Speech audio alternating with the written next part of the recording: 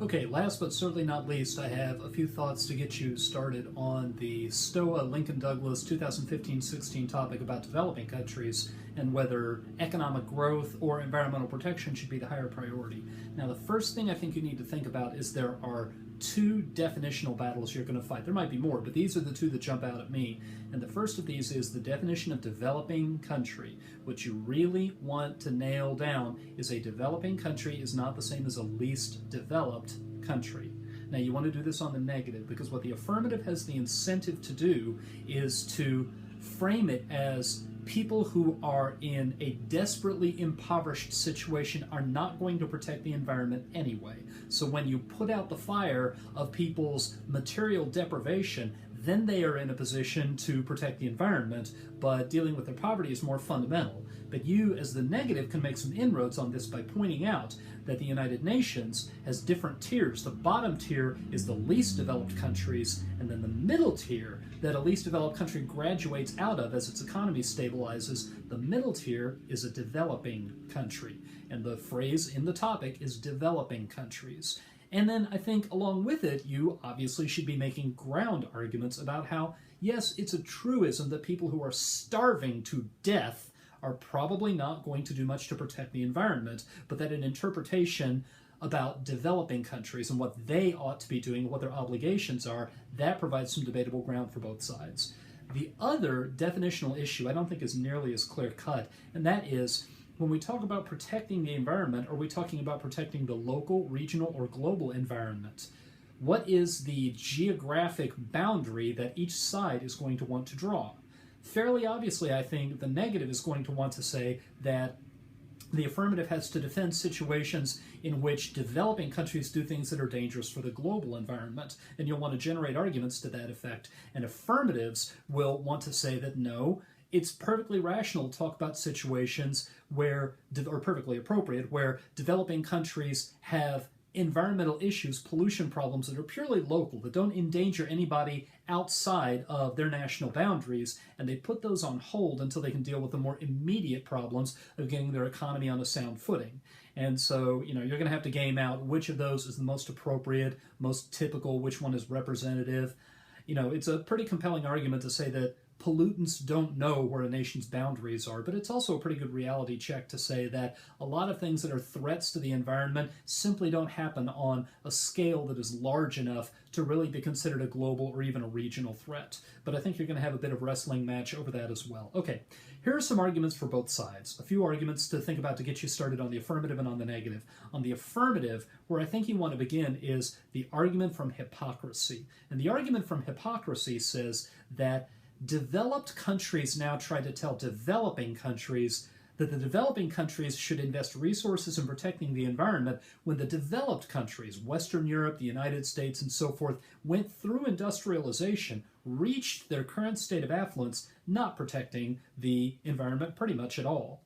And a whole lot of national leaders for developing countries have pointed out how ridiculously hypocritical this is. A phrase that you should search for, and it'll help you make this argument, is common but differentiated responsibilities. We have a common responsibility to protect the environment because we all need to live on the same planet, but that doesn't mean that our responsibility is the same. And the countries that did reach their current affluence while not investing their resources in protecting the environment, they have a greater responsibility now to subsidize developing countries where there is a need for environmental protection.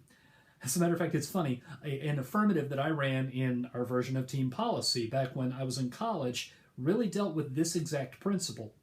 It was in 1991, and it was the same topic that the TP people voted for this year. It was a change in trade policy toward nations of the Pacific Rim, Asia, and our affirmative was that the nations of the world had pretty much just finalized the Montreal Protocol, which was to stop ozone depletion, to stop the selling and emission of chlorofluorocarbons, which when they're released into the air, they destroy the ozone layer. But China had just embarked on a modernization program, and one of the sort of emblematic moves was they wanted to put a refrigerator in every household in the country. Well, that's 1 billion or more refrigerators, and refrigerators are the consumer good that has the most chlorofluorocarbons in them. So people were saying this could completely roll back all the progress we've made on protecting the ozone layer. And China said, now hold on a minute. We're not going to spend the money to use the more expensive CFC substitutes that protect the ozone layer, because we're just trying to get our people from subsistence level up to some measure of comfort, some measure of material comfort.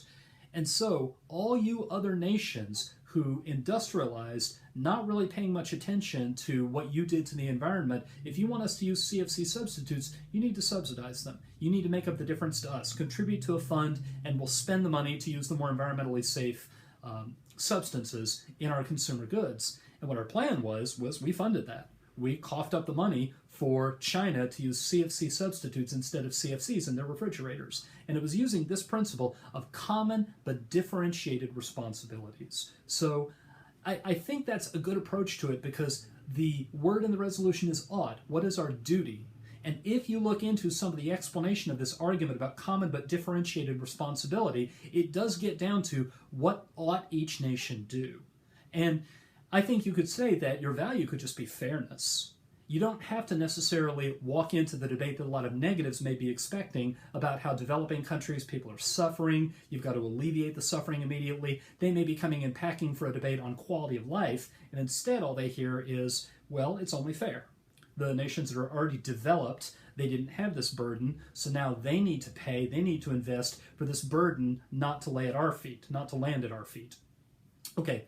The second place I think you can go to develop your argument is look for the writings of a man by the name of Bjorn Lomborg. Bjorn Lomborg. He is a business instructor at Copenhagen Business School, and he makes the argument that providing people with the material means of physical security is so much more urgent that it absolutely trumps protection of the environment. And he gets into a fair amount of detail on this. Now, he does, I think, fall a little bit into the trap of talking about least developed countries, but I think you could say that even in developing countries, the material well-being, food security, education, infrastructure, and so forth are still so shaky and unreliable that a lot of his arguments about your physical safety needs not being met do apply to developing countries, not just to least developed countries.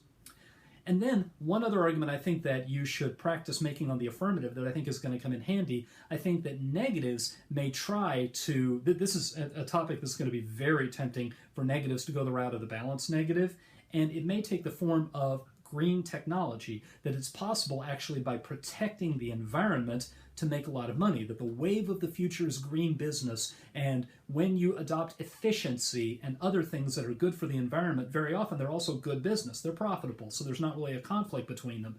But I think the argument that you make on the affirmative, it'll be easier than usual, I think, to fend off that strategy by saying that's an affirmative example, that's an affirmative application, because it is not the case that the economy is being harnessed to help the environment. That would support the negative. But when you say that environmental protection is being harnessed, it's being pursued because it's profitable, then the higher priority is growth. The higher priority is profit and affluence. So I think it's going to be a little bit of a wrestling match for how to frame that, but that's always the case when you're having a debate over balanced negative. Okay, a couple of approaches on the negative. One of them is, I think, that you have a couple of ways that you could go for your value, and in either case, I think there's going to be kind of an opening for the affirmative to try to take it away from you, try to lay claim to it, but once again, that's very often the wrestling match in Lincoln-Douglas debate. One approach, I think, would be to talk about intergenerational justice. Intergenerational justice, which is sometimes the verbal shorthand for that is future generations. Your argument is that most environmental damage, most environmental problems, the typical representative environmental problems, are not reversible. That when you pollute your environment, then mitigation of the pollution takes a long time, if it's indeed possible at all, and therefore you leave behind an environment for the people who come after you that is not as prepared to sustain life. It's not as livable as the environment you were born into. Then a second approach, I think, is you could talk about your value could be sustainability.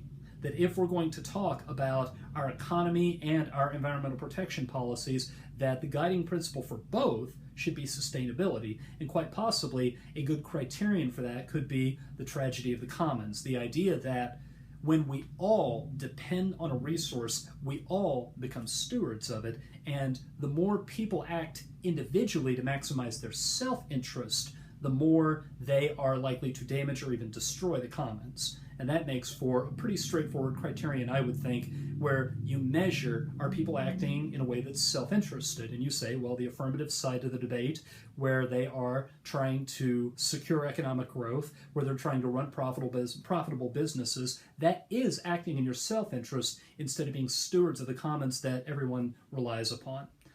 Then I think the way that you can develop that, I would say that kind of a promising way to pursue that is to talk about, there's an author by the name of Zachary Karabell, and he wrote a book, The Leading Indicators, and it's this critique, fairly developed critique, of gross domestic product. And along the way, he talks about how many measures of, important measures that people would accept we ought to be keeping track of that GDP just doesn't incorporate. That it doesn't matter whether you are producing puppies or whether you're producing poison. All GDP does is measure output. And here I think you might get a smirk a couple of times from your judges, but you might take the example of the nation of Bhutan in Asia, and they had actually a gross happiness index, where it's not just quantitative, it's qualitative, and it doesn't treat all goods as equal, but it measures the country's progress by its well-being. And there are a lot of measures of well-being that they incorporate, and there have been a few sort of economic philosophers, if such a thing could exist, who have said that the United States has a lot to learn from the idea of having a gross happiness index, gross domestic happiness. So a couple of other ideas that I think you can tuck into this. I think that you are going to hear a particular quote over and over and over again as an opening quote for negative speeches, and so I'm going to give you the proper source, the proper attribution, and the proper phrasing of it. This was first cited in 1972 by a Native American woman, or Native Canadian, I suppose, Indigenous First Peoples Canadian. Her name was Alanis Obamsawin of the Abenaki people. And here's the quote, and it probably sounds familiar already. "When the last tree is cut, the last fish is caught, and the last river is polluted. When to breathe the air is sickening, you will realize too late that wealth is not in bank accounts and that you can't eat money." And then kind of a shorter version of the same idea, there's an old folk saying that farmers sometimes use to one another, and business people have adopted it from farmers. Don't eat your seed corn. Don't eat the corn that you're holding back to plant next year's harvest. And don't make a profit off the natural systems that you need in place for you to have breathable air, drinkable water, and crops that'll keep you fed.